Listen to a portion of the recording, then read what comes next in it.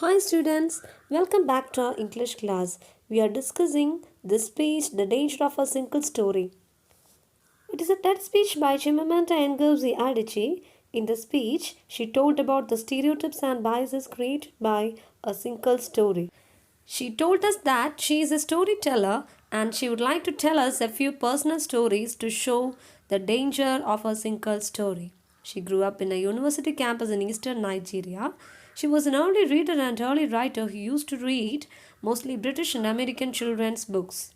She started writing stories at the age of 7, exactly like the kind of stories she read, using pencil with crayon drawings. All her characters were white and blue eyed. They played in the snow, they ate apples, and they talked a lot about the weather. She had never been outside Nigeria. They did not have snow, they ate mangoes, and they never talked about the weather as there was no need to. This shows how easily affectable we are to a story, especially when we are children. As she read books whose characters were foreign, she thought that books should have foreigners as characters and should include things that could not personally identify by her. That is, things in her native place should be purposefully avoided while writing. Things changed when she found African books. They were not easy to find. She read the books of Chinua Achebe and Kamera Lae. She realized that people like her could also exist in literature. Characters like her mean girls who have skin color like chocolate and kinky hair which could not form ponytails could also be there in the literature. So, she started writing about things that she recognized. She also loved the American and British books because they stirred her imagination, opened a new world for her. But the African writers saved her from having a single story of what books are. Let's see the rest of the paragraphs. I come from a conventional middle class Nigerian family. My father was a professor, my mother was an administrator, and so we had, as was the norm, living domestic help who would often come from nearby rural villages.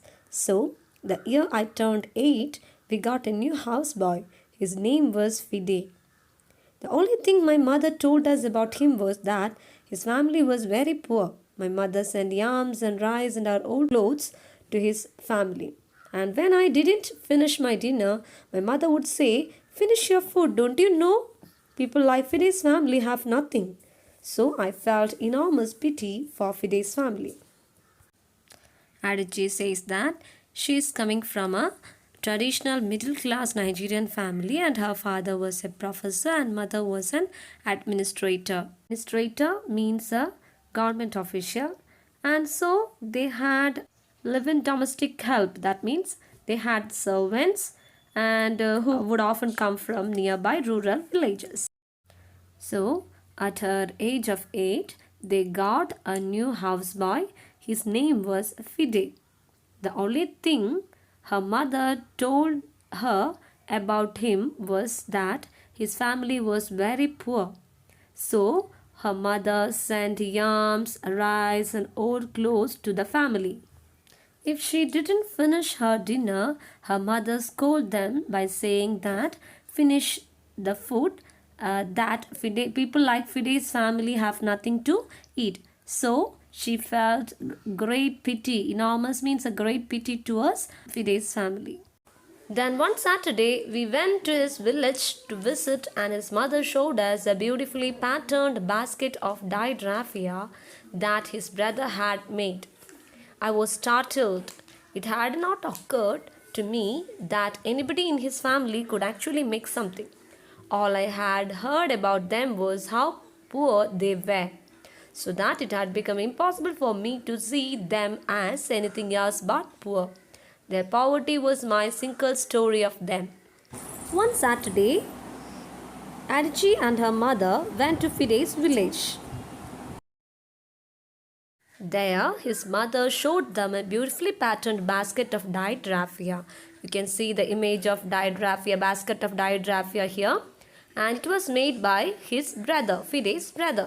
Adichie was startled. Startled means shocked.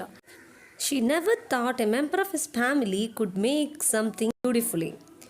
She had enough of their poverty. She simply knew only one thing about them, that they were poor. Their poverty was her single story of them. Let's see the speech by her.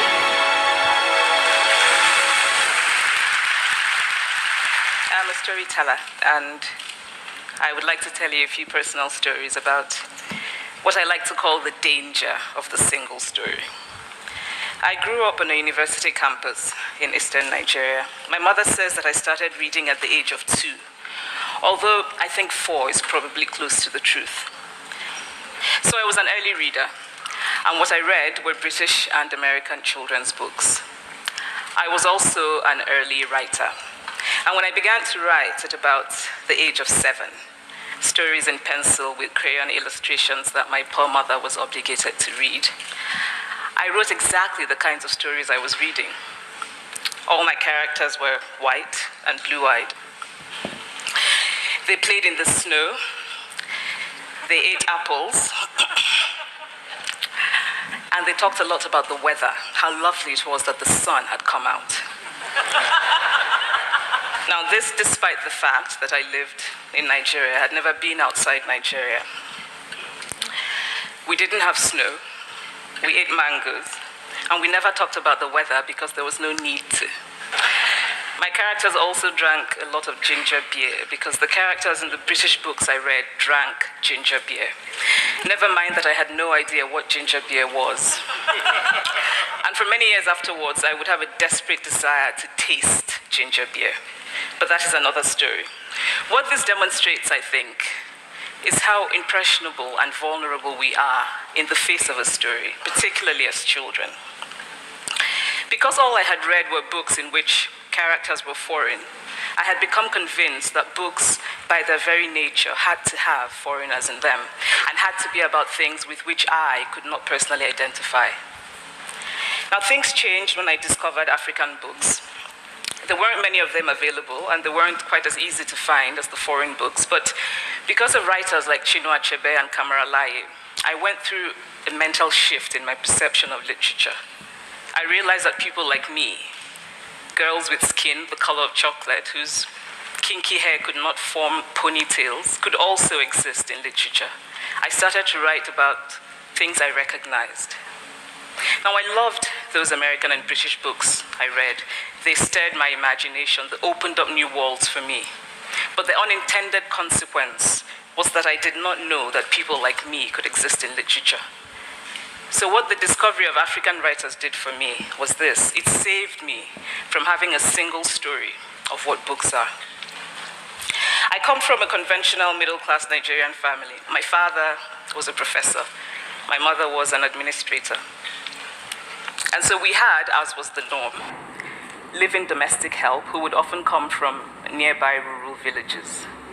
So the year I turned 8, we got a new houseboy. His name was Fide. The only thing my mother told us about him was that his family was very poor.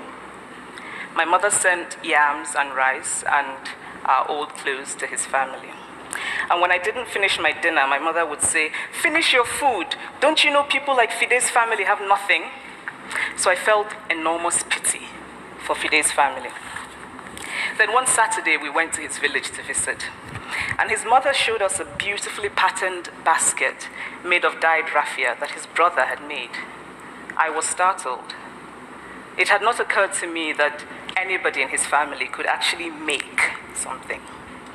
All I had heard about them was how poor they were, so that it had become impossible for me to see them as anything else but poor. Their poverty was my single story of them. The rest of the speech will be discussed in the next class. Thank you.